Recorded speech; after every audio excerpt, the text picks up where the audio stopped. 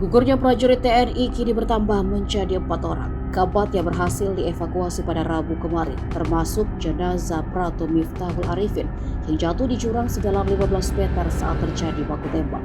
Sebelumnya, 20 prajurit terlibat dari baku tembak dengan kelompok kriminal bersenjata Egyanus Kogoya di Mugimam, Kabupaten Duga, Papua Pegunungan.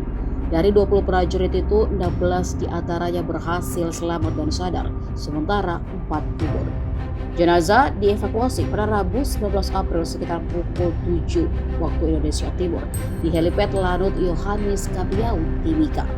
Keempat prajurit yang gugur telah dievakuasi ke Rumah Sakit Umum Daerah Timika.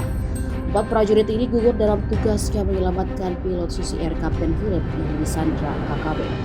Panglima TNI Laksamana Yudo Margono sebelumnya menaikkan status operasi di daerah rawan Papua menjadi siaga tempur.